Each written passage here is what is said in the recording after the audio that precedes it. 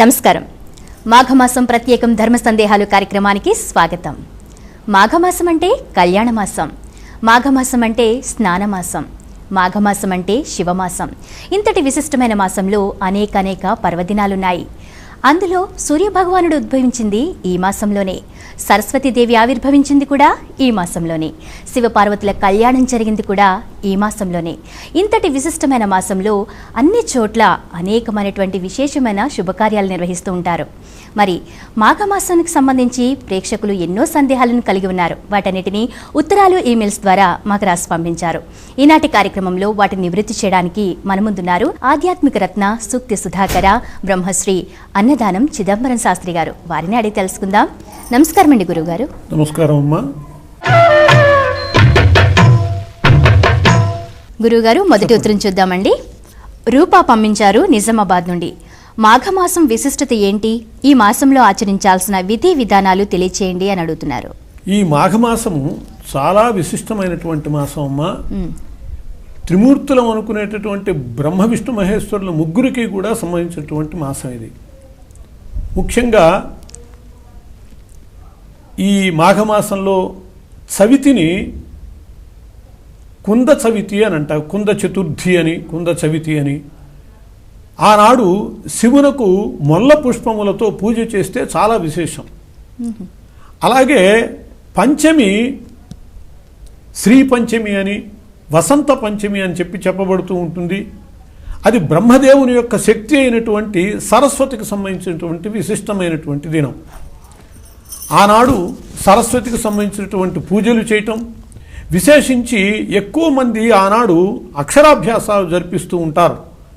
చిన్నపిల్లలకి, బళ్ళో వేయబోయేటటువంటి పిల్లలకి ఆనాడు అక్షరాభ్యాసాలు చేయించటము, సామూహికంగా స్కూళ్లలో అక్షరాభ్యాసాలు జరిపించటము జరుగుతూ ఉంటుంది.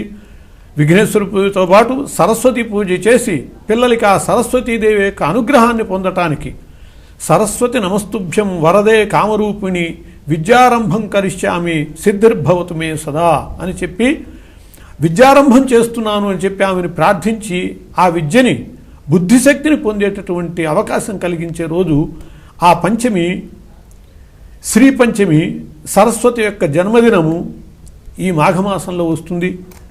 అలాగే సప్తమి, రథసప్తమి, సూర్యభగవానుడికి సంబంధించినటువంటి ఆ రథుడు సూర్యభగవానుడు ఈరోజు తన రథాన్ని అధిష్ఠించి సంచారం ఆరంభించారు అని చెప్పి కూడా చెబుతారు.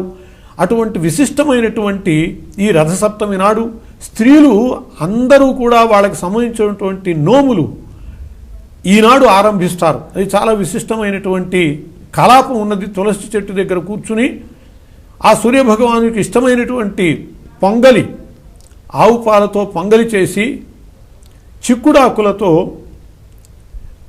ఆ చిక్కుడు కాయలతో పుల్లలతో చేసినటువంటి రథం మీద, ఆ చిక్కుడాకుల మీద ఈ ప్రసాదాన్ని ఉంచి నివేదన చేసి ఆ తర్వాత వ్రత సంకల్పం చేస్తారు, గౌరీ పూజ చేసి. అటువంటి విశిష్టమైనటువంటి రథసప్తమి ఈనాటి స్నానం కూడా చాలా ప్రత్యేకమైనటువంటిది. అలా రథసప్తమితో పాటు దశమి, ఏకాదశి, ద్వాదశి తిథులు కూడా ఉపవాసం. ఏకాదశి చాలా విశిష్టమైనటువంటి ఉపవాస దినం. ఈ మాఘమాసంలో జరిపేటటువంటి ఈ ఉపవాసానికి చాలా ప్రత్యేకత చెప్పారు. అలా మాఘ పౌర్ణమి తర్వాత శివరాత్రి, మహాశివరాత్రి, ఈ మాసమంతా కూడా విష్ణు పూజ చాలా విశేషంగా జరుగుతూ ఉంటుంది. ఉదయము స్నానము, విష్ణు పూజ, దానములు, సాయంకాలము మాఘపురాణ శ్రవణము, ఇటువంటివన్నీ కూడా ఈ మాఘమాసంలో చేయవలసినటువంటి చర్యలు. అట్లాగే చివరికి శివరాత్రి నాడు పరమశివునికి సంబంధించినటువంటి లింగోద్భవ కాలంలో పూజ చేయటము, ఇవన్నీ కూడా ఈ మాఘమాసంలో చాలా పవిత్రమైనటువంటి తిథులు. బుద్ధిశక్తికి ముఖ్యంగా సూర్యభగవానుడు ధియోయోన ప్రచోదయాత్ అని ఏ గాయత్రి ఉపాసన చేస్తామో దానికి అధిదేవత సవితృదేవత. సరస్వతి బుద్ధిశక్తినిచ్చేటటువంటి సరస్వతికి సంబంధించినటువంటి పంచమి ఉన్నది. అలా బుద్ధిశక్తిని ప్రసాదించేటటువంటి మాసం కూడా ఈ మాఘమాసం. అనేక రకాల ఈ పవిత్రమైనటువంటిది, పాపములను తొలగించేటటువంటిది, పుణ్యప్రదమైనటువంటిది ఈ మాసంగా మనకు తెలుస్తుంది. గురుగారు మరో ఉత్తరం చూద్దామండి. వైజాగ్ నుండి బలరాం గారు పంపించారు. మాఘమాసంలో పుణ్యస్నానాలకు విశేష ప్రాధాన్యత ఉంది అంటారు, ఎందుకు, ఏ విధంగా ఆచరించాలి అని అడుగుతున్నారు. మాఘమాసంలో మకర లగ్నంలో సూర్యభగవానుడు ఉండంగా చేసేటటువంటి స్నానాల్లో ఆ జలమంతా కూడా హరి పరిపూర్ణుడై ఉంటాడని, ఆ స్నానాల వల్ల విష్ణుమూర్తి యొక్క అనుగ్రహానికి మనం పాత్రలం అవుతామని చెప్పి చెప్పబడ్డది. స్నానము 5 రకాల విధానాలు చెప్పబడ్డది.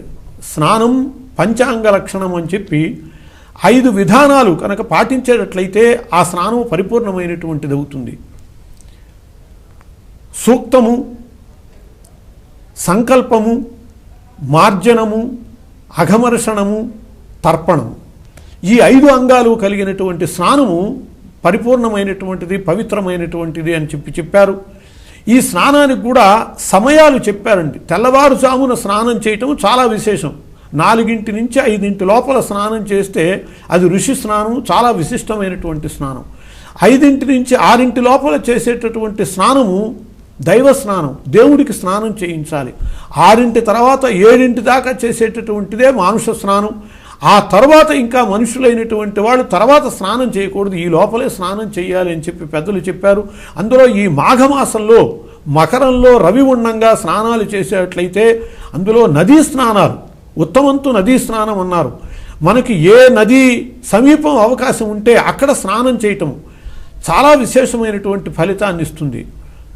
మనకి ఈ విషయంలో ఒక ఐతిహ్యం కూడా కనపడుతుంది. హరిశర్మ అని చెప్పి ఒక ఉత్తమ పండితుడు ఉంటాడు. ఆయన కుమార్తె సుకన్య. ఆ సుకన్య చాలా అల్లారు ముద్దుగా పెరుగుతుంది. అందువల్ల కొంత పెంకిదనం కూడా అలవాటు చేసుకుని ఉంటుంది. అతడు ఒక సౌరాష్ట్రకు సంబంధించినటువంటి విప్రుని చూసి ఈమెకి వివాహం చేస్తాడు. అతడు చాలా సంప్రదాయ కుటుంబంలో ఉన్నటువంటి వాడు. వివాహం అయ్యాక ఈ మాఘ స్నానాలు నియమబద్ధంగా చేసేటటువంటి లక్షణం అతనికి ఉన్నది. ఈమెను కూడా స్నానానికి తీసుకువెళ్ళటానికి ప్రయత్నం చేస్తాడు. ఎప్పుడు కూడా నదీ స్నానాలు భార్యాభర్తలు ఇద్దరూ కలిసి కొంగు ముడిపెట్టుకుని స్నానం చేస్తే అది చాలా పరిపూర్ణత. భార్యాభర్తలైనటువంటి వాళ్ళు అలా పవిత్ర స్నానాలు చేయటం కోసమని భార్యని రమ్మంటే ఆమె రానంటుంది. ఆమె తిరస్కరిస్తే అతనికి చాలా కోపం వస్తుంది. ఎంత చెప్పినా వినపడకపోయేటప్పటికీ ఆమెను శపిస్తాడు. నీవు ఒక మర్రి చెట్టు తొర్రలో కప్పవైపోవలసింది అని చెప్పి శపిస్తాడు. నీళ్లు కూడా నీకు అవకాశం లేనటువంటి స్థితిగా ఉండవలసింది అని చెప్పి శపిస్తే ఆమె అలా ఉంటుంది. ఆ కాలంలో చాలా 100 సంవత్సరాలు 1000 సంవత్సరాలు అలాగే ఉన్నాక ఒక మాట గౌతముడు అహల్యతో కూడి కృష్ణానది తీరానికి స్నానానికి వెళ్ళి స్నానానంతరము అక్కడ కూర్చుని పురాణ శ్రవణం చేస్తూ ఉంటాడు. ఈ పురాణ శ్రవణము వింటుంది ఆ కప్ప. విని అప్పుడు బయటికి వచ్చి కన్యకగా మారిపోతుంది. ఎవరు అనంటే తన యొక్క చరిత్ర చెప్పి ఇలా శపించంగానే నేను వారిని ప్రార్థించాను, దానివల్ల మీరు ఇక్కడ పురాణ శ్రవణం చేసినప్పుడు నాకు శాప విమోచన అవుతుంది అని చెప్పారు. నేను వెళ్ళి ఇప్పుడు ఆ కృష్ణానది పవిత్ర స్నానం చేసి ఈ మాఘ స్నానం యొక్క ఫలితాన్ని పొందుతాను అని చెప్పి అంటుంది. అమ్మా, నీ భర్త వైకుంఠంలో నీ కోసం ఎదురు చూస్తున్నాడు అని చెప్పి ఆయన చెబుతాడు. ఆమె కూడా అలాగే ఈ మాఘ స్నానాల ద్వారా తన భర్తని చేరుతుంది అని చెప్పి మనకి చాలా విశిష్టమైనటువంటి ఆ స్నాన విశేషం తెలియజేయబడుతుంది. ఈ స్నానం చేసేటప్పుడు ముఖ్యంగా ఇంకో విషయం గుర్తుంచుకోవాల్సింది ఏంటంటే అమ్మా, నదిలో స్నానం చేసేటప్పుడు ఆ నదిలో నుంచి ఒక 4 పిడచల మట్టి తీసి బయట వేయాలి అని చెప్పి శాస్త్రం చెబుతోంది. ఎందువల్లంటే మనము ఏ నదిలో స్నానం చేస్తున్నామో, ఏ చెరువులో స్నానం చేస్తున్నామో అవి తవ్వించినటువంటి వాళ్ళకి మనం చేసినటువంటి స్నాన పుణ్యం కొంత పోతుంది. మనం కనుక అలా మట్టి తీస్తే మనమే పూడిక తీసిన వాళ్ళం అవుతాము, మనకు పూర్తి ఫలితాన్ని మనం పొందగలుగుతాం. అందువల్ల ఎప్పుడూ కూడా నదిలో స్నానం చేసేటటువంటి దీనివల్ల ఎంత సామాజిక ప్రయోజనం ఉన్నదో ఆలోచించండి. నదిలో స్నానం చేస్తూ ఉంటే మొత్తం నది మేట వేస్తే ఎవరు మాటికి పూడిక తీయిస్తారు? కాబట్టి ఈ రూపంలో ప్రతి వ్యక్తి 4 పిడచల మన్ను బయటపడేయటం ద్వారా ఆ నదికి పూడిక కూడా తీసినట్టు పరోక్షంగా సామాజిక ప్రయోజనం కూడా ఉన్నది, పుణ్య ప్రయోజనం కూడా ఉన్నది. ఇలా నదీ స్నానం చేయటము ఈ మాఘమాసంలో చాలా విశేషంగా చెప్పారు. అలాంటి స్నానం చేసి అందరూ కూడా ఈ మాఘ పుణ్యాన్ని పొందాలి అని చెప్పి మనం కోరుకోవాలమ్మా. ధర్మ సందేహాలు కార్యక్రమంలో చిన్న విరామం.